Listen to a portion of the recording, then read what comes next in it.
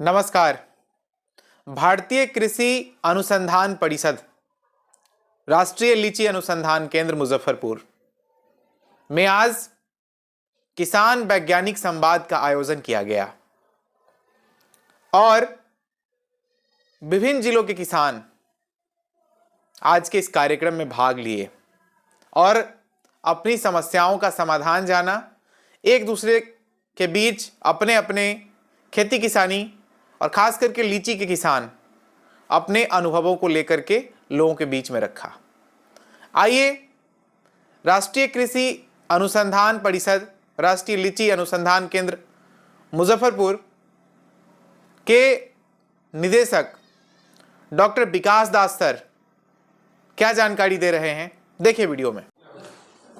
Sir, आज जो किसानों के बीच कार्यक्रम हुआ, कैसा कार्यक्रम है? ये एक हमारे संस्थान में हम लोग पिछले 3 महीने से हम लोग चल रहा है मासिक वैज्ञानिक किसान वार्ता, जिसमें लीची के जितने भी स्टेक होल्डर्स हैं उनके साथ हम लोग चर्चा करते हैं। उनके जो प्रॉब्लम्स आता है उस प्रॉब्लम्स को हम लोग उसके साथ डिस्कशन के माध्यम से सॉल्व करने की कोशिश करते हैं और ये एक उनके साथ संपर्क बनाने का, एक सीधा संपर्क बनाने का एक साझा किया गया है ताकि ज़्यादा से ज़्यादा लोग हमारे संस्थान के एक्टिविटी के साथ जुड़ पाए। पिछले साल लीची के किसान बहुत निराश हुए, क्या वैसी संभावना इस बार भी है? इस बार भी किसानों को निराश होना पड़ेगा? नहीं, देखिए, लीची का फसल जो है निराश तो हम बहुत ज़्यादा हम नहीं मानेंगे, क्योंकि किसान लोग जिनके पास अच्छा फसल हुआ, जो सारा कल्चरल प्रैक्टिसेस किए थे, उनका फसल अच्छा हुआ। ये जलवायु परिवर्तन हो रहा है तो जो एक्सट्रीम इवेंट्स जो है उसका जो फ्रीक्वेंसी बढ़ता जा रहा है। पिछले साल जैसे फूल आने के समय में कुहासा और बादल था तो बहुत सारे फ्रूट सेट उसमें कम हो गया था, फिर भी जितना फ्रूट लगा उसमें किसान का बहुत अच्छा दाम से फल निकला था। नो डाउट जो गर्मी पिछले बार हुआ था, उतना गर्मी जो पछिया जब चला था उतना गर्मी शायद पहले नहीं किसान फेस किए थे बहुत साल तक, तो उसमें स्कॉर्चिंग के कारण जो फल जल जाता है उसका प्रॉब्लम ज़्यादा हुआ था। तो ये आगे भी होते रहेगा, ये तो क्योंकि जलवायु परिवर्तन हो रहा है तो हमको उसके लिए तैयार रहना है। तो हमारा लीची प्रोडक्शन सिस्टम को क्लाइमेट रेजिलिएंट करने के लिए हम लोग कोशिश कर रहे हैं कि कैसे उसका तकनीक निकाला जाए, क्लाइमेट रेजिलियंस बढ़ाया जाए। तो ये सारे डॉक्टर साहब भी हमारे रिसर्च कर रहे हैं कि कुछ हम लोग प्लांट बेस्ड प्रोडक्ट्स हम लोग रिसर्च कर रहे हैं कि पौधा का अपना जो रेजिस्टेंस है उसको कैसे बढ़ाएं हम लोग, ताकि स्कॉर्चिंग ना हो। और जो नया जो माइक्रो स्प्रिंकलर्स, मिनी स्प्रिंकलर्स की टेक्निक वगैरह को ज़्यादा पॉपुलराइज करने की कोशिश कर रहे हैं कि जब गर्म हवा चले तो अगर जो स्प्रिंकलिंग करते हैं उसका इफेक्ट, पहले ऐसे लगता था कि वो केवल बड़े किसान के लिए है, लेकिन ये देखा गया है कि जो नॉर्मल किसान है, भी छोटे किसान भी उन तकनीकों को अडॉप्ट करने लगे हैं। तो उन तकनीकों को आगे बढ़ाने के लिए हम लोग कोशिश कर रहे हैं। तो ये हमको एक्सेप्ट करना पड़ेगा कि जो जलवायु परिवर्तन का जो असर हमारे लीची पर आने वाला है और उसके लिए जो जो साधन हमारे हाथ में उसको अडॉप्ट करना पड़ेगा। अगर हम लोग डर के मारे कि बहुत ज़्यादा इफेक्टिव नहीं है बोल के हम लोग उसे अडॉप्ट नहीं करेंगे तो तब हमको लीची का क्रॉप निराश करेगा। किसानों को आगाह करना चाहेंगे अगर कोई समस्या आने वाली है, उसका कुछ अनुमान है? देखिए, इस बार क्योंकि हम लोग का देखा गया कि नवंबर का टेम्परेचर जो है वो पिछले 30 साल का मुजफ्फरपुर का टेम्परेचर से मिनिमम टेम्परेचर 0.6 से 0.8 डिग्री ज़्यादा रहा,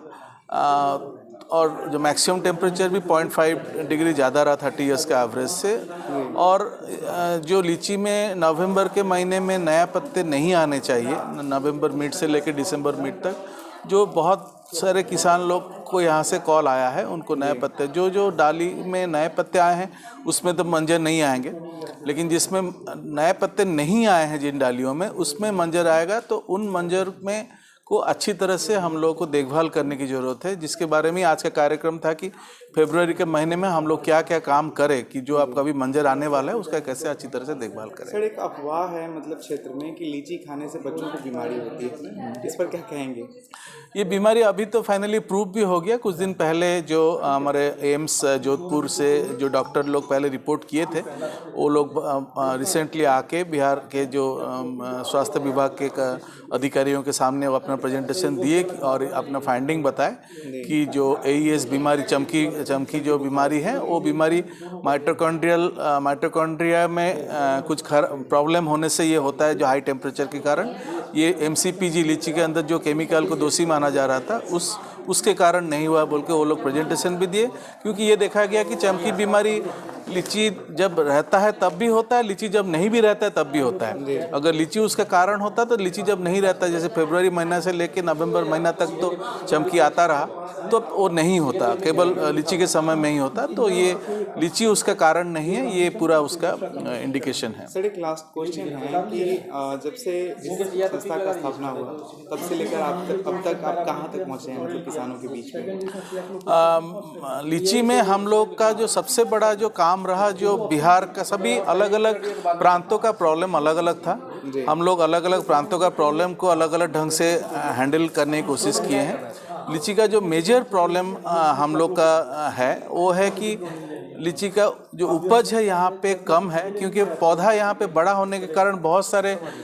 मैनेजमेंट प्रैक्टिस हम लोग कर नहीं पाते थे। तो हमारा एक टेक्निक जो है, जो जीर्णोद्धार, लीची का पौधा को फिर से